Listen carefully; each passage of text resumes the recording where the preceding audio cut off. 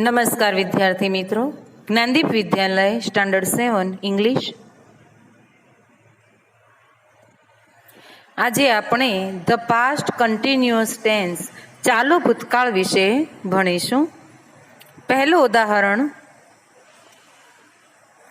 Megha draws a picture. આ વાક્ય સાદા વર્તમાનકાળનું છે. મેઘા ડ્રુ અ પિક્ચર. આ વાક્ય છે સાદા ભૂતકાળનું.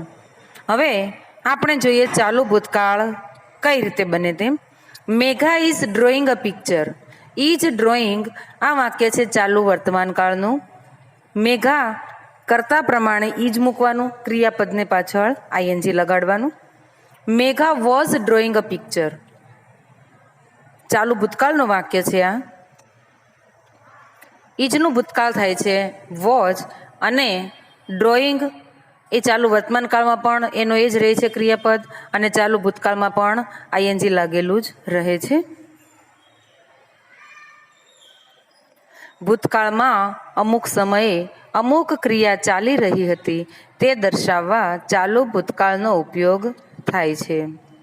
વાક્ય રચના કરતા પ્લસ વોઝ અથવા વેર.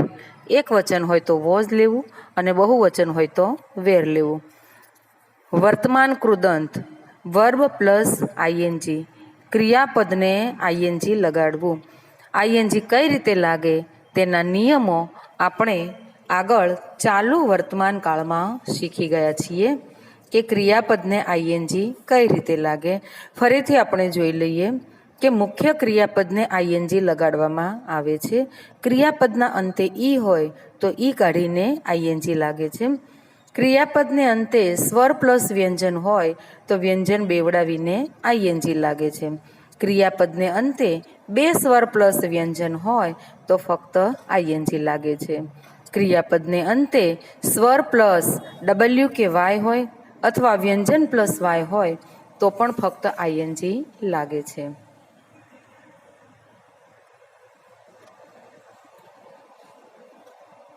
પાસ્ટ કન્ટિન્યુઅસ ટેન્સમાં પ્રશ્નો અને ઉત્તરો. હુ વોઝ રનિંગ? કોણ દોડી રહ્યું હતું? Ketan was running. હુની જગ્યાએ આપણે કર્તા તરીકે જે નામ હોય તે લઈશું. Ketan was running. અથવા બહુવચન હોય તો ધ બોયઝ વેર રનિંગ. બહુવચન હોય તો વોઝના બદલે વેર લેવું. What were the girls drawing? છોકરીઓ શું દોરી રહી હતી? The girls were drawing rangolis. છોકરીઓ રંગોળી દોરી રહી હતી. ગર્લ્સ એ બહુવચન છે એટલે વેર અને ક્રિયાપદને આઈએનજી લાગેલું જ રહે છે. Where was Geeta sitting? Geeta ક્યાં બેઠી હતી? Geeta was sitting on a chair.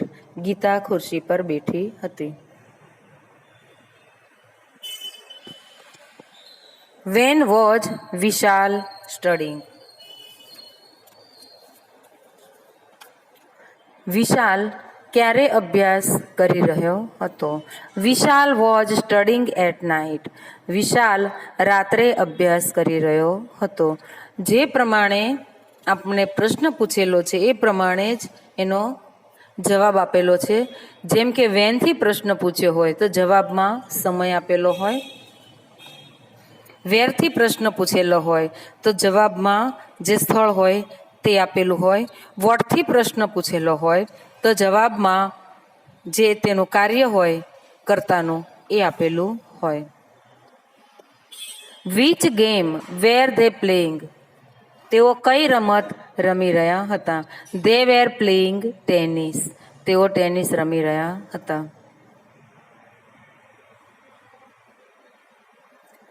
How many students were talking? કેટલા વિદ્યાર્થીઓ વાતો કરી રહ્યા હતા? All the students were talking.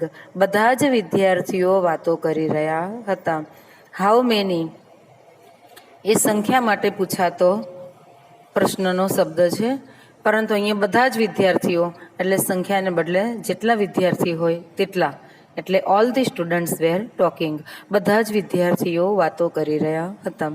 How many boys were shouting, કેટલા છોકરાઓ બૂમ પાડી રહ્યા હતા.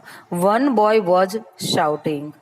પ્રશ્નમાં હાઉ મેની બોયઝ વેર આપેલું છે, બોયઝ એ બહુવચનમાં છે એટલે વેર આપેલું છે, પરંતુ જવાબ વખતે વન બોય વોઝ શાઉટિંગ, એક જ છોકરો છે, એક વચન છે એટલે વોઝ લીધેલું છે. વન બોય વોઝ શાઉટિંગ, એક છોકરો બૂમ પાડી રહ્યો હતો.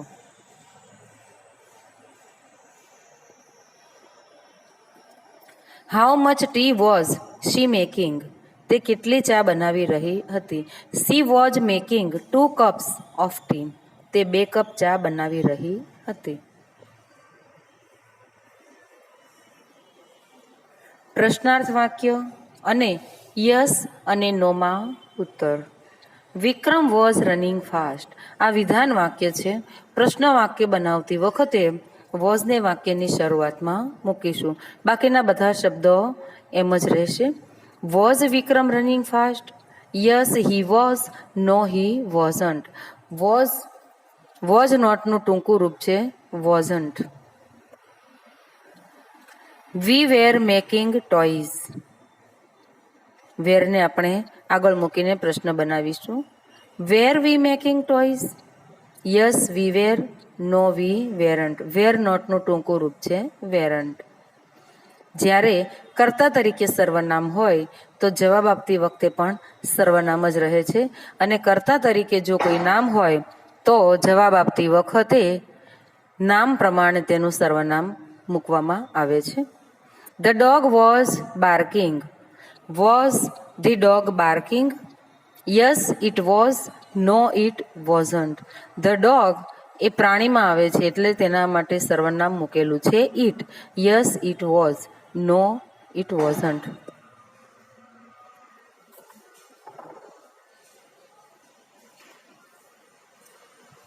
આપેલા ક્રિયાપદોના ચાલુ ભૂતકાળના રૂપો વડે આપણે ખાલી જગ્યા પૂરીશું.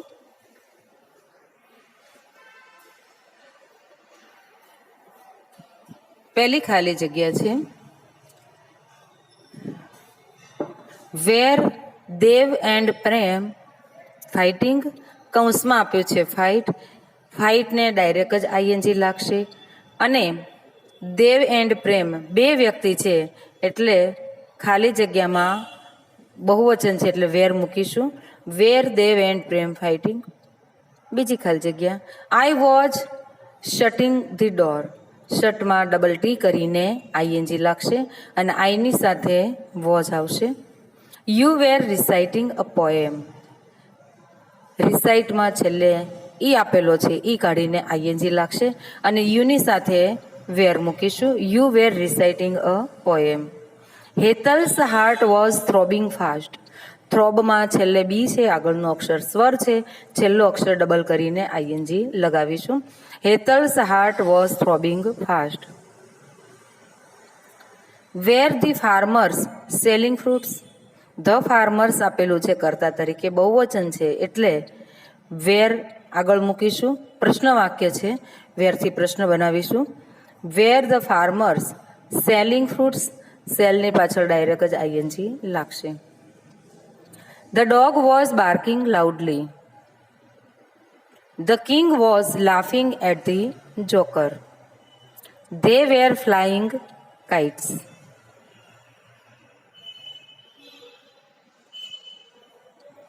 The guest were clapping their hands. Guest બહુવચનમાં છે એટલે વેર મૂકેલું છે.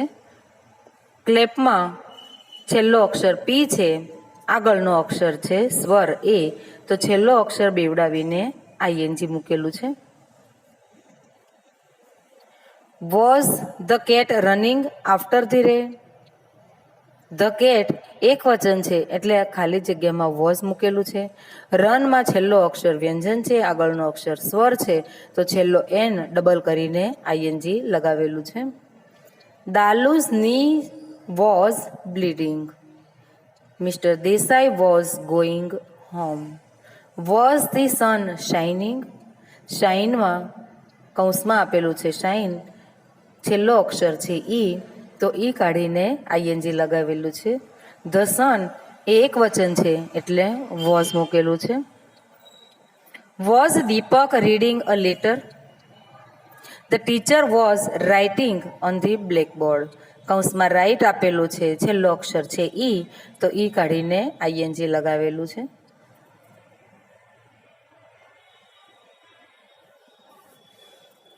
કૌંસમાં આપેલા શબ્દોનો ઉપયોગ કરીને પ્રશ્નોના ઉત્તર લખો. પહેલું છે વોટ વોઝ મનન રાઇટિંગ. કૌંસમાં આપેલું છે અ લેટર. અ લેટર તેના માટે પ્રશ્ન બન્યો છે વોટ વડે. Manan was writing a letter. Which book were you reading. કૌંસમાં આપેલું છે a novel. I was reading a novel. Were they going. કૌંસમાં આપેલું છે to the temple.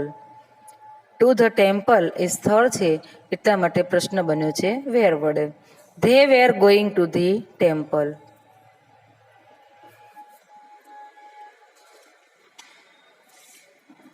Who was running the race. Who છે તેની જગ્યાએ ફક્ત કર્તા તરીકે જે નામ હશે તે આવશે. કર્તા તરીકે છે ધ બોયઝ, તો હુ કાઢીને ફક્ત કૌંસમાં આપેલો શબ્દ મૂકીશું. The boys were running the race. When was Rakesh playing cricket. When વડે પ્રશ્ન બન્યો છે. કૌંસમાં આપેલું છે ઓન સન્ડે. ઓન સન્ડે એ સમય બતાવે છે એટલે પ્રશ્ન વેન વડે બનેલો છે. Rakesh was playing cricket on Sunday. What were Ankur and Ankita riding. કૌંસમાં આપેલું છે અ બાઇસિકલ. વસ્તુ છે એટલે તેનો પ્રશ્ન બન્યો છે વોટ વડે. Ankur and Ankita were riding a bicycle. How much water was flowing in the river. A little water was flowing in the river. How many girls were singing. કૌંસમાં આપેલું છે વન એટલે કે એક વચન છે. One girl was singing. પ્રશ્નમાં how many girls were આપેલું છે કારણ કે ગર્લ્સ બહુવચન છે એટલે વેર મૂકેલું છે, પરંતુ એક જ છોકરી છે એટલે એક વચન હોવાથી વોઝ મૂકેલું છે. One girl was singing.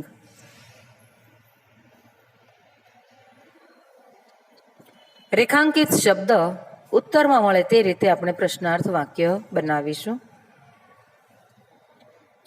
Mister Topiwala was standing near the door in the morning. આ વાક્યમાં mister Topiwala, near the door, in the morning આ ત્રણ શબ્દોને અંડરલાઈન કરેલા છે. પહેલો શબ્દ છે મિસ્ટર ટોપીવાલા, તેનો પ્રશ્ન બનશે હુ વડે. નિયર ધી ડોર તેનો પ્રશ્ન બનશે વેર વડે. ઇન ધ મોર્નિંગ તે સમય બતાવે છે તેનો પ્રશ્ન બનશે વેન વડે. Who was standing near the door in the morning.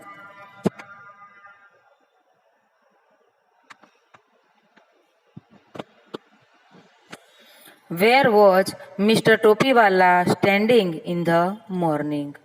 When was mister Topiwala standing near the door. Geeta was watching TV last night. આ વાક્યમાં ગીતા, ટીવી, લાસ્ટ નાઇટ આ ત્રણ શબ્દોને અંડરલાઈન કરેલા છે. ગીતા માટે પ્રશ્ન બનશે હુ વડે. ટીવી માટે પ્રશ્ન બનશે વોટ વડે. લાસ્ટ નાઇટ માટે પ્રશ્ન બનશે વેન વડે. Who was watching TV last night. What was Gita watching last night. When was Gita watching TV. Deepak was studying English in the evening. Deepak, English, in the evening આ ત્રણ શબ્દોને અંડરલાઈન કરેલા છે.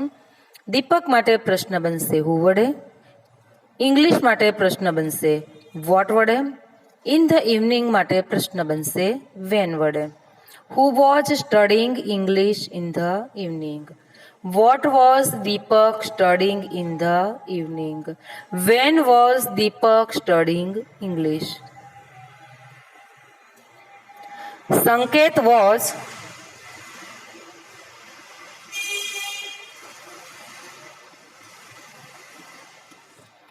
સંકેત was learning Sanskrit last year.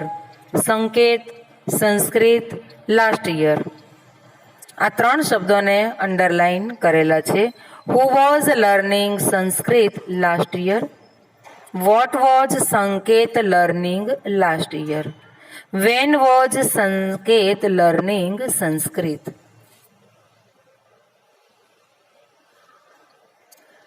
ગ્રેન્ડમધર was singing a bhajan yesterday. વાક્યમાં grandmother અને yesterday આ બે શબ્દોને અંડરલાઈન કરેલા છે. ગ્રેન્ડમધર માટે હુ વડે પ્રશ્ન બનશે.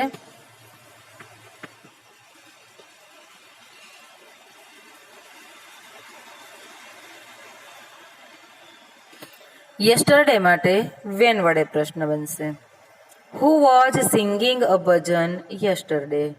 Van was grandmother singing a bhajan? The peon was standing at the gate in the morning. The peon at the gate in the morning. આ ત્રણ શબ્દોને અંડરલાઈન કરેલા છે. ધ પ્યુન માટે પ્રશ્ન બને હુ વડે. એટ ધી ગેટ તેના માટે પ્રશ્ન બનશે વેર વડે. ઇન ધ મોર્નિંગ તેના માટે પ્રશ્ન બનશે વેન વડે. Who was standing at the gate in the morning? Where was the peon standing in the morning? When was the peon standing at the gate?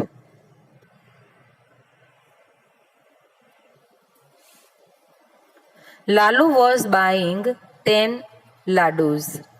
Lalu 10 laddus. આ ત્રણ શબ્દ underline કરેલા છે. લાલુ માટે પ્રશ્ન બને હુ વડે. 10 માટે પ્રશ્ન બનશે હાઉ મેની વડે. લાડુઝ માટે પ્રશ્ન બનશે વોટ વડે. Who was buying 10 laddus? How many laddus was Lalu buying? What was Lalu buying?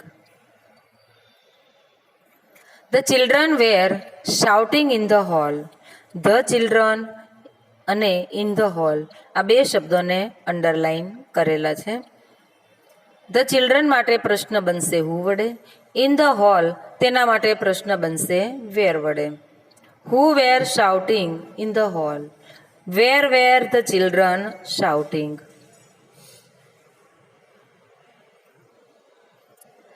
Disha and Nisha were dancing on the stage last night.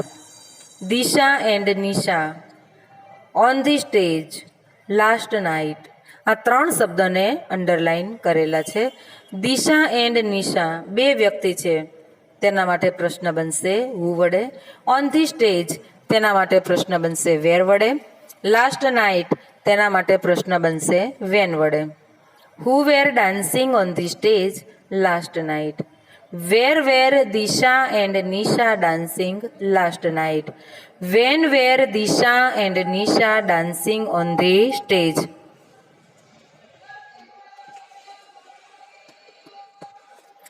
Saumil was drinking tea in the evening. Saumil tea in the evening આ ત્રણ શબ્દોને underline કરેલા છે. સૌમિલ માટે પ્રશ્ન બનશે હુ વડે. T માટે પ્રશ્ન બને વોટ વડે. ઇન ધ ઇવનિંગ માટે પ્રશ્ન બનશે વેન વડે. Who was drinking T in the evening? What was Saumil drinking in the evening? When was Saumil drinking T?